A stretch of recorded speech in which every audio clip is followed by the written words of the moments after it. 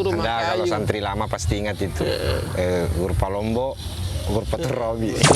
Pasir, kalau ngambil pasir kan dah kita beli kan? Dah kita beli. Anda boleh mau. Jadi santri juga yang dikerahkan, Santri juga ngambil yang dikerahkan, mengambil di tanggul di sebelah. tanggul sebelah. Tanggul Beliau Bodas tidak itu. jalan untuk cari Jalan. sumbangan, Ya. karena beliau punya tugas bersama dengan pasukannya dari Lombok. Khusus. Yang memang mereka itu notabene memiliki kemampuan sebagai Tukang batu. tukang batu. Nah ini yang menarik ini. Sehingga saya menangis sejadi-jadinya waktu itu. Dan saya disaksikan oleh masyarakat.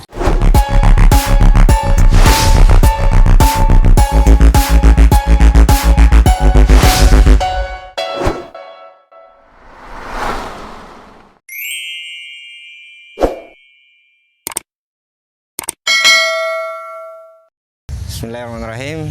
Assalamualaikum warahmatullahi wabarakatuh. Waalaikumsalam warahmatullahi wabarakatuh. Jumpa lagi kembali bersama saya di channel ini, channel yang keren, cerdas. Dan saya ditemani oleh saudara saya, sahabat saya yang di samping kanan ini. Ini bukan janjian, sebetulnya pakai putih merah ini. Tapi secara kebetulan tadi pagi kita baru saja selesai melaksanakan apel upacara Hari Santri. Assalamualaikum Ustaz. Waalaikumsalam warahmatullahi wabarakatuh. Apa kabar ini? Alhamdulillah. Baik. Nama beliau itu Ustadz Satarudin. Ya. Ustadz Satar biasa dipanggil Satar. Sat.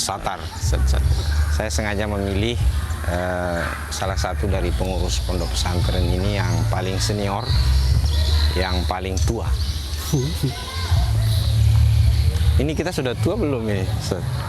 Kita sudah tua atau sudah masih muda ini?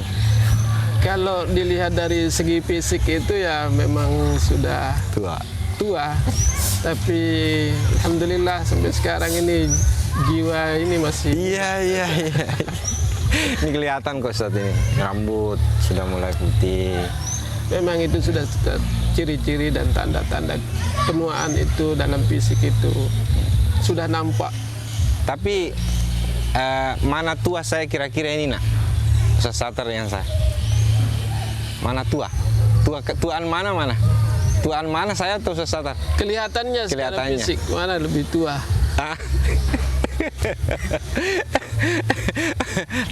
takut santri ini bilang Ustaz Satar lebih tua.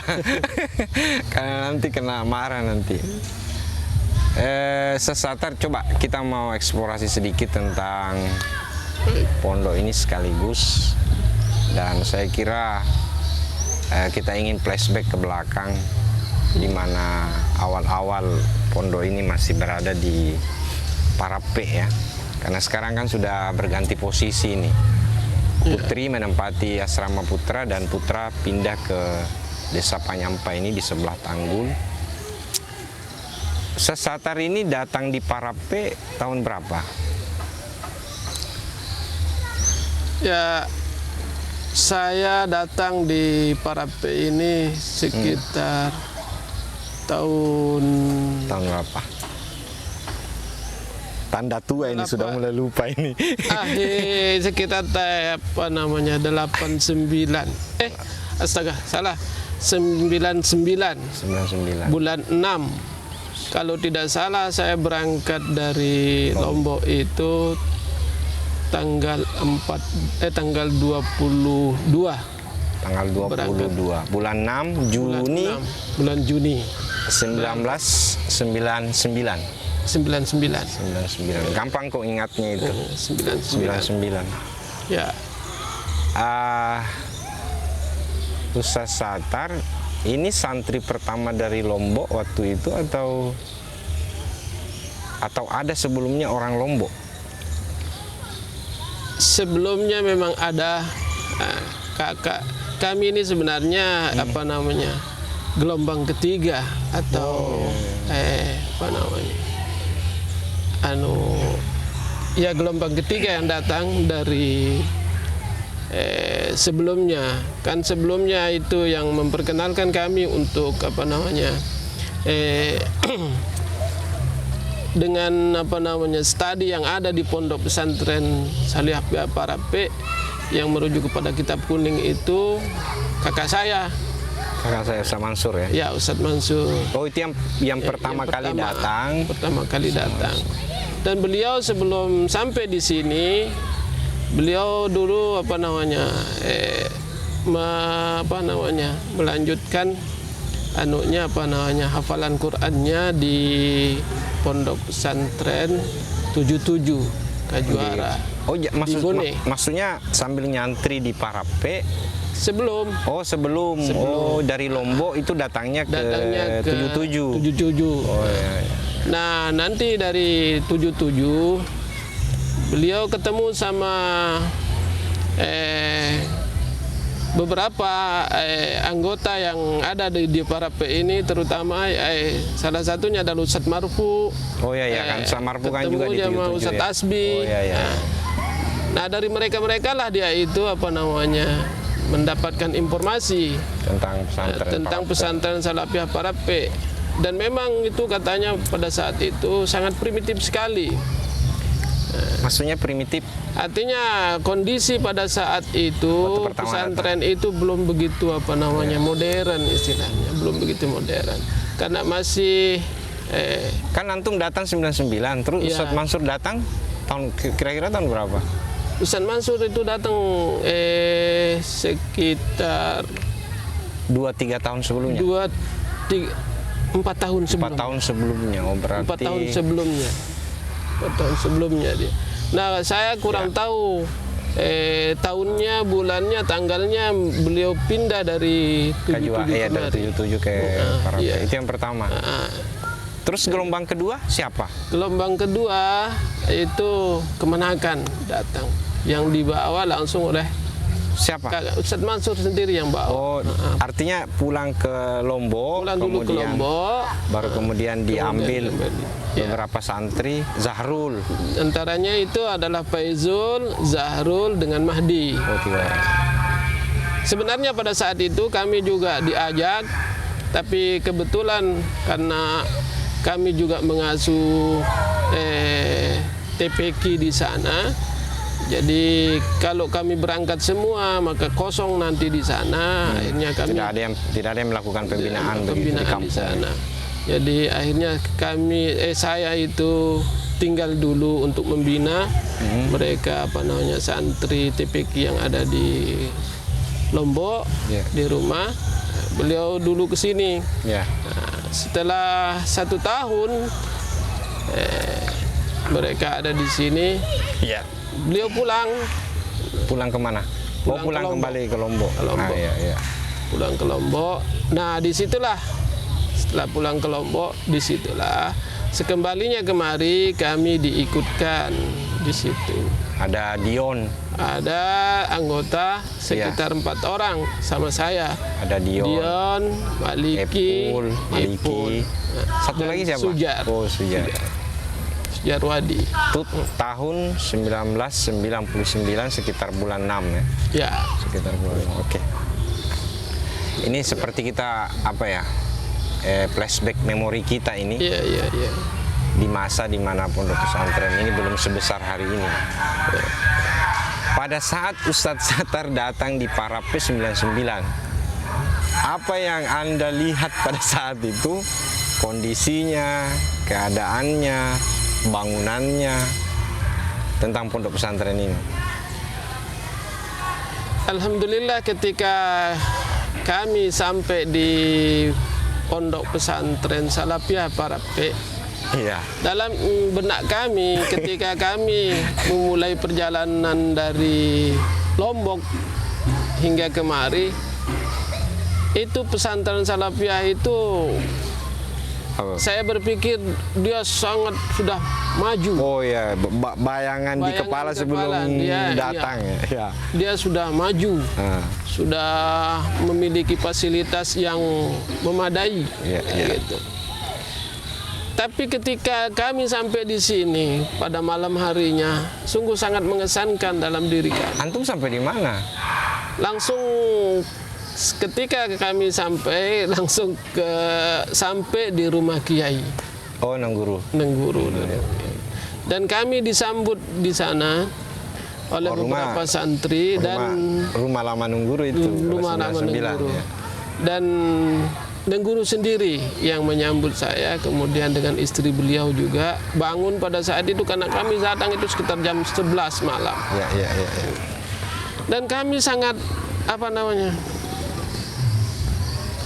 yang apa di dalam benak saya, yang terbayang dalam benak saya itu jauh sekali perbedaan, jauh drastis perbedaannya beberapa derajat antara apa yang saya terpikirkan di kepala dengan saya kondisi yang ada. Pikir saya tahunya setelah saya mengira bahwa Pondok Pesantren Salafiyah Parape itu sudah maju, tapi nyatanya sungguh sangat luar biasa, primitif sekali. Bukan primitif sih, tapi ya, masih terbelakang begitu ya. Artinya masih terbelakang. Jadi antum malam itu tidur di mana? Kami langsung setelah itu kebetulan karena pada saat itu memang sudah ada yang ditempati sama anggota Lombok itu diperususkan, itu kampus Lombok namanya. Oh iya, saya ingat. Kampus Lombok. Kampus Lombok itu luar biasa. Yang bersebelahan dengan kampus Ghurfatul Rabi ya. Ghurfatul Rabi. Ya. Pada saat itu rumah kayu. Kalau santri lama pasti ingat itu. Ghurfa Lombok, Ghurfatul Rabi.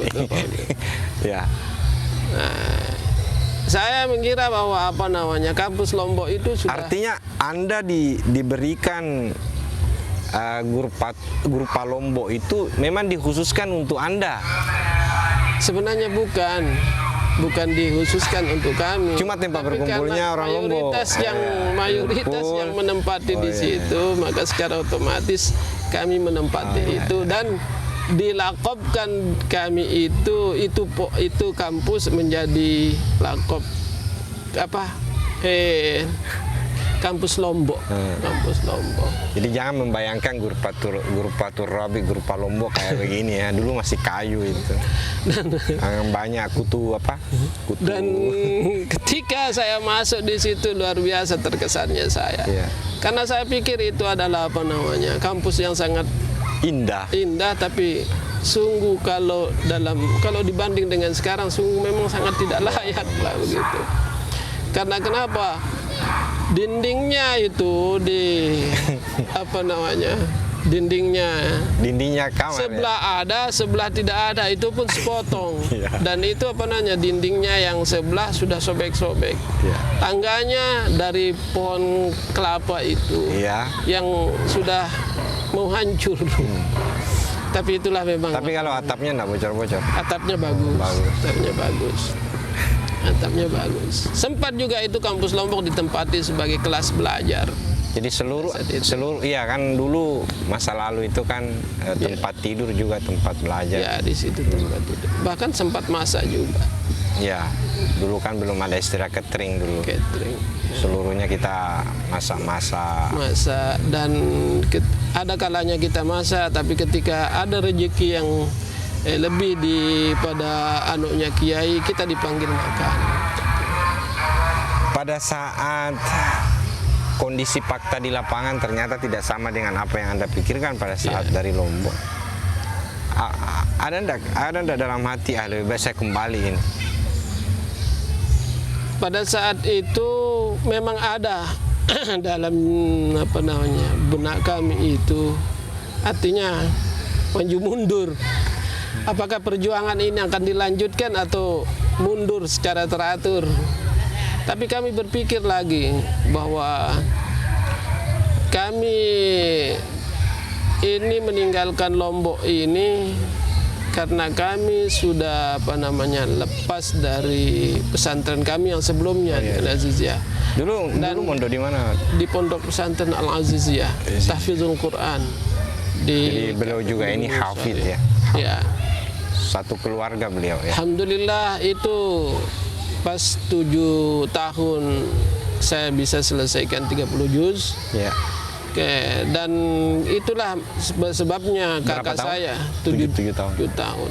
Sebenarnya bisa ditempuh dengan 3 tahun atau 4 tahun. Cuman kami mengambil metode yang metode yang lama.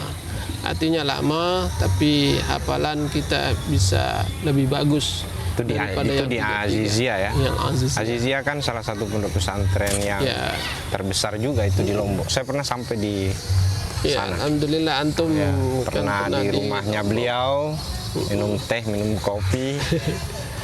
Cuman sayangnya beliau pada saat itu enggak ada. Yang ada cuman Dion. Oke. Apakah berapa tahun setelah itu kemudian baru Sasatar ini pulang kembali ke Lombok?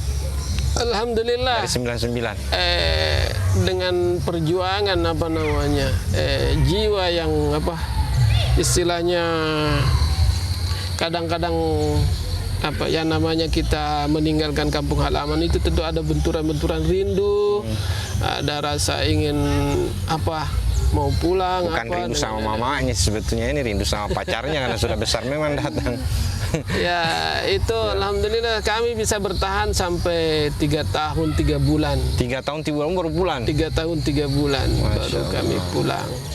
Dan kami pulang semua dengan anggota artinya bersamaan semua. Bersamaan semua. Bersamaan semua.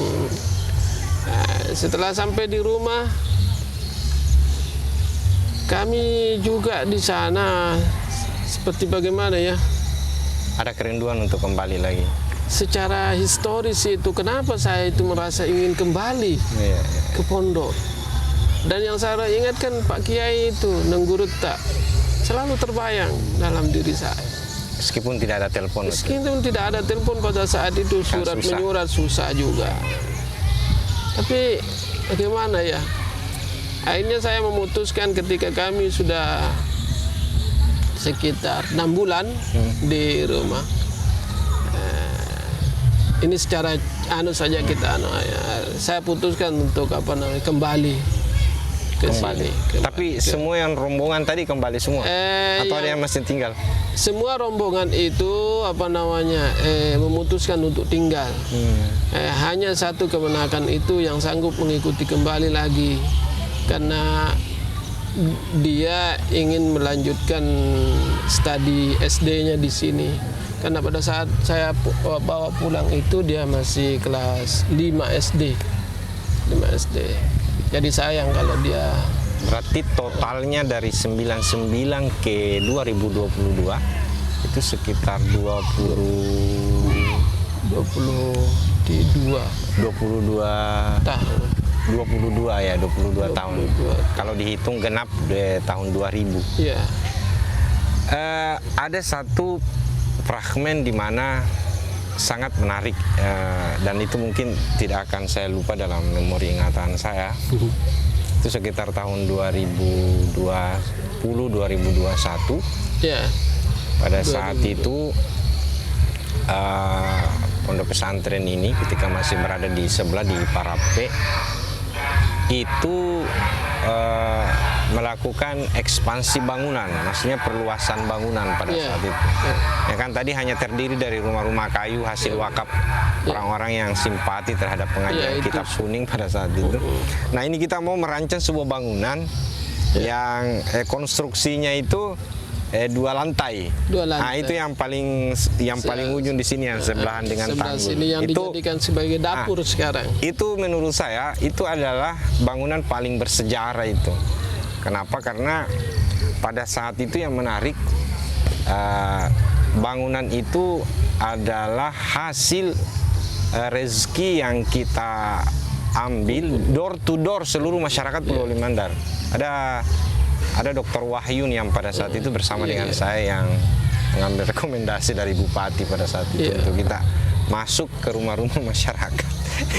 Dan murni itu swadaya manusia, betul swadaya masyarakat. Betul. Dan pada saat itu saya juga mengapresiasi kepada semua anggota, semua teman-teman pada saat itu. Mereka termasuk antum juga. Saya jalan.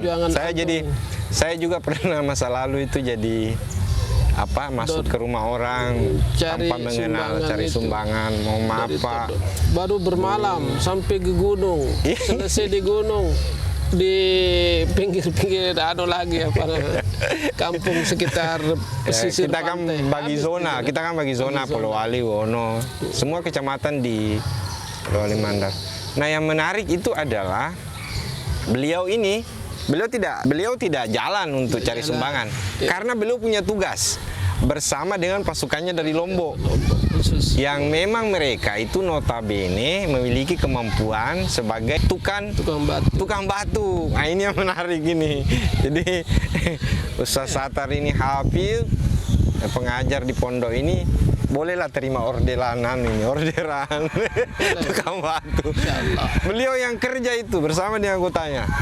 Ya, kalau tidak salah pakai apa itu?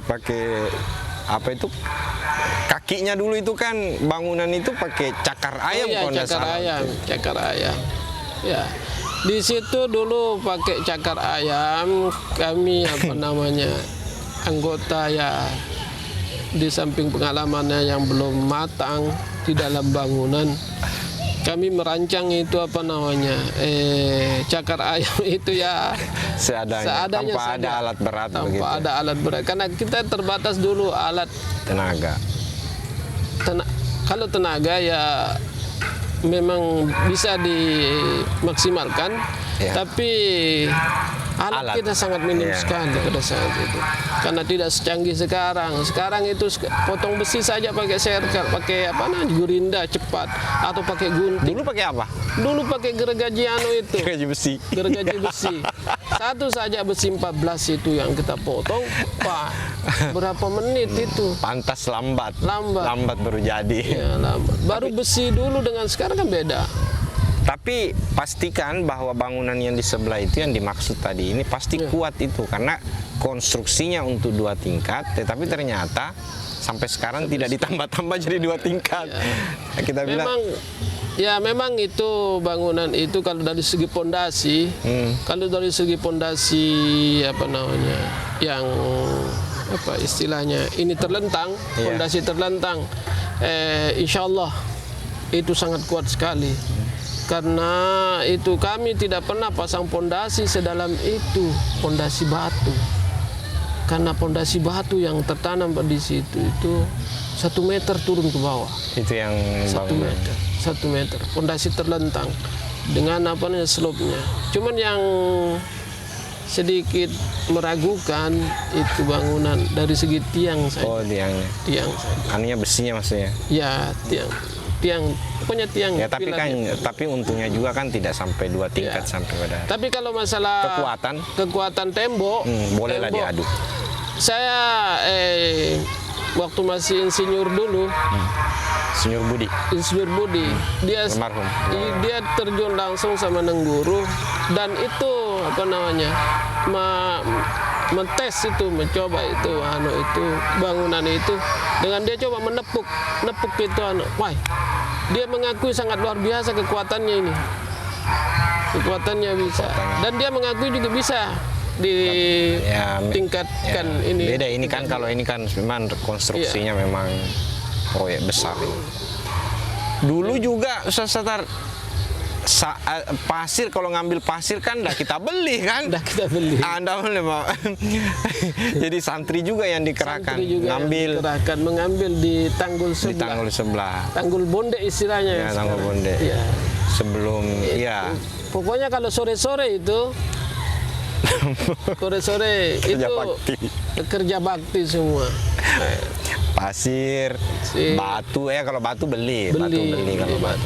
Karena batu pada saat itu masih murah dulu. Batu bata beli. Nah, semennya dari hasil itu, dari hasil kita. Itu paling bersejarah itu. Ada satu yang menarik tadi ini, Ustaz Sattar. Antum kembali ke kampung setelah 3 tahun lebih, kemudian kembali, dan Anda rindu dengan suasana di pondok, Anda rindu dengan Nengguru. Ustaz Sattar, coba cerita dulu ke kami, apa yang menjadi latar belakang kerinduan itu. Coba bisa digambarkan Nengguru itu seperti ini, suasana pondok seperti ini, pelajaran seperti ini. Memang itu kami juga bingung, apa yang membuat saya rindu ingin kembali. Padahal semua anggota itu sudah memutuskan itu tidak waktu pada saat pulang, pada saat kembali itu.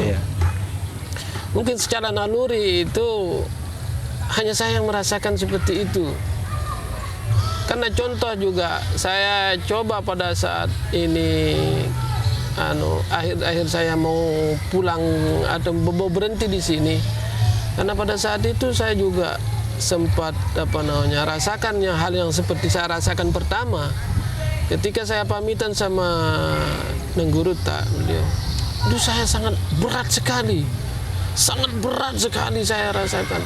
Dan saya itu masih rumahnya itu Nengguru yang sangat iya, rumah lamanya beliau. Klasik sekali. Bukan rumahnya beliau, itu rumahnya mertuanya. Saya itu di tangga, dia duduk di tangga, saya peluk di kedua lututnya, dan saya pada saat itu seperti lemas dan tidak bisa seakan-akan tidak ada magnet tersendiri yang tidak bisa memisahkan saya dengan antara apakah beliau merasakan yang saya rasakan itu pada saat itu susah, sehingga saya menangis sejadi-jadinya waktu itu. Dan saya disaksikan oleh masyarakat yang bahkan itu sopir mobil itu menunggu sampai hampir 1 jam mengadakan perpisahan itu. Waktu mau pulang itu. Dan hampir seperti itu yang saya rasakan di kampung dengan kerinduan saya sama beliau. Dan kemudian yang juga tidak terlepas dari suasana yang bayangkan 3 tahun 3 bulan itu pergaulan sudah bagaimana akrabnya dengan pertama lingkungan. Anda dari rindu saya waktu itu? Ya jelas. Saya kira itu kan yang jelas yang saya rindu itu termasuk antum dengan rekan kami itu siapa namanya? Siapa? Ustadz Syukur. Karena beliau sering kita sama keluar dengan Ustadz Syukur, sangat luar biasa sekali juga itu. Dan yang membuat terutama itu keluarga mama di rumah. Dan saya ingat sekali waktu saya sakit, beliau selalu itu tanpa perempuan. Saya pernah melihat beliau merawat saya. Itu di bawah Gurpa Lombok itu kan beliau bikin kamar itu terakhir. Beliau ini dulu orang suka pesakitan, ini orang suka sakit. Saya lihat napasnya masih ada sendiri itu. Napasnya masih ada, saya pegang lagi. Napasnya masih ada, tapi sudah tidak ada suara. Akhirnya saya pulang rumah, saya bilang coba pergi lihat dulu Sasatar itu, kayaknya sudah mau sekarat itu. Alhamdulillah sekarang masih hidup. Alhamdulillah. Tapi kan Ustaz Satar juga hari ini sudah menjadi orang asli pribumi, sudah menjadi asli orang Parape, karena kebetulan beliau berjodoh di sini. Jadi salah satu tarikannya yang mungkin tidak dibahasakan tadi, wallahu alam, itu juga adalah salah satu tarikan jodoh mungkin. Demikian. Menikah tahun berapa? Saya lupa itu, yang jelasnya tanggal 2000.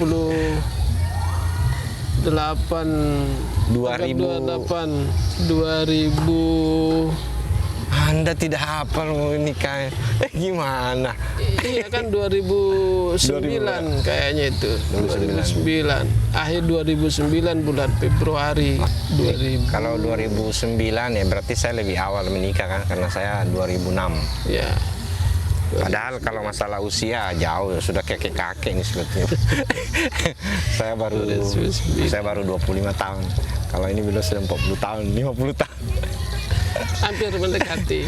Oke, terakhir ini Sasatar, karena ini momen Hari Santri, kita baru saja selesai juga melakukan upacara Hari Santri, meskipun dalam kondisi yang hujan tadi ya. Saya kira tadi sudah selesai nih, batal upacaranya, ternyata bisa terlaksana dengan baik. Sasatar, apa yang ingin Sasatar sampaikan untuk kemudian ini menjadi pembelajaran bagi santri-santri yang hari ini masih mondok, yang jauh dari kampungnya seperti Sasatar? Silahkan sambil lihat kamera. Ya, terima kasih kepada seluruh dengan momen Hari Santri yang kita laksanakan tadi pada acara di pesantren kita Salafiyah Parape ini. Dan saya kira seluruh pesantren di Indonesia. Dan pada hari ini bertepatan pelaksanaan Hari Santri di seluruh Indonesia secara nasional. Alhamdulillah dengan momen itu kami mengajak seluruh para santri, para pendidik-pendidik pesantren yang baik, terutama yang ada di pesantren Salafiyah Parape ataupun yang di luar sana, agar sekiranya bahwa dengan momen hari santri ini kita bisa memberikan suatu momen yang tanamkan dalam jiwa santri itu bagaimana mencontoh perjuangan para santri-santri yang terdahulu, sehingga sampai sekarang ini kita bisa nikmati kemerdekaan dan kebebasan yang mereka perjuangkan dulunya, agar supaya kita berjuang untuk berjuang tanpa mengenal lelah. Kita menimba ilmu dengan sungguh-sungguh, agar sekiranya nanti menjadi bekal kita ke depan di dalam menghadapi masa depan yang kita tidak tahu apa yang akan terjadi ke depannya ini. Karena dengan pergolakan perubahan-perubahan dari zaman ke zaman ini, kita tidak tahu seperti apa, tapi yang jelas akan semakin buruk. Akan semakin buruk. Nah, disitulah sekarang para santri agar membentengi diri dengan ilmu agama, sehingga kedepannya kita bisa berkolaborasi dengan suasana-suasana yang kita tidak tahu bagaimana kedepannya. Begitu. Terima kasih Sas atas waktu dan kesempatannya.